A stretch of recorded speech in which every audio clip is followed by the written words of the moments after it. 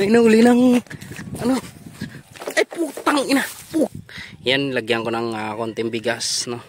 Yo, what's up guys? Good morning and magandang araw, magandang buhay sa inyong lahat, no. Dito tayo ngayon. May dala tayong kawayan. Gagawa tayo ng panghuli ng ibon, no. At gagamitin natin ito. At ito lang yung mga gamit na gamitin natin, guys. Kawayan, no. At lagare, no. Tapos meron tayo dito ng kutsilyo. At may nakakita ako doon sa gamit ng papa ko, yun, no. Yun. Gamitin natin tong ito. Itong gamitin natin. Yan. Magulat na lang siya, wala na siyang panggamit sa ano, pang tunton, yun.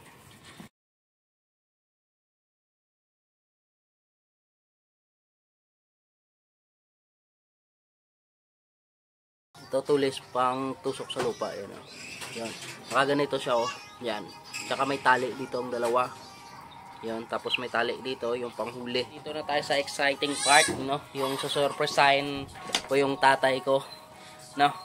Na pagdating niya wala na yung gamit niya pang ano ng semento, yung pang pantay ng haligi ng bahay, no? Ganito, di ba? Tunton yun eh. Yan. Para pumantay yung haligi ng bahay. Pero ngayon, dahil hindi niya pa naman ginagamit, gamitin ko muna, no? Surpresahin natin siya. Yun. Kailangan nyo na magpaalam dito. Yun, oh. Yung wala na siya, oh. Ito na, guys. Yun.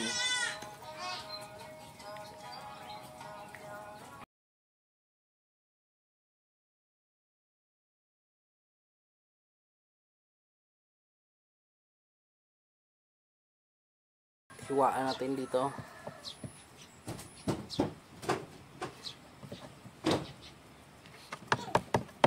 Yan, konti lang. Yan.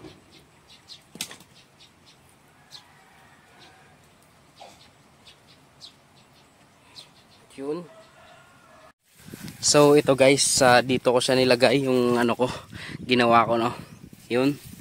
Ito yung pang ano niya. Yan, lagyan ko ng konting bigas, no. Yan. At gumamit na lang ako ng kahoy dito. Diyan ko nakuha, oh. Gilid-gilid yung kahoy. Yan.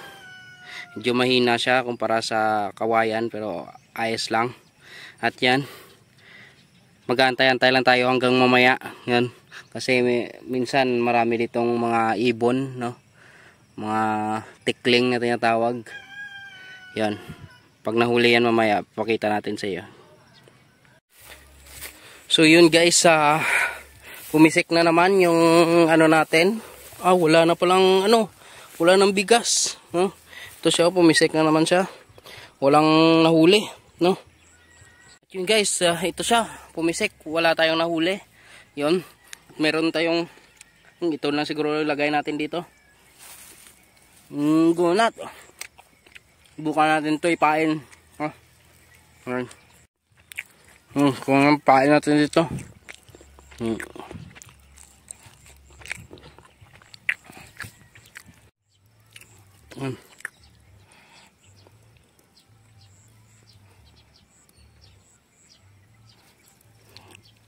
Yun. Yan guys. Yan. Kunan natin ang konting dahon.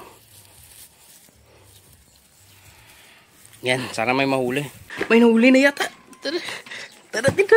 May nahuli na. May nahuli ng ano. Ay putang ina. Pusa pala to. Ay pusa ang nahuli. Gago. Ayan guys.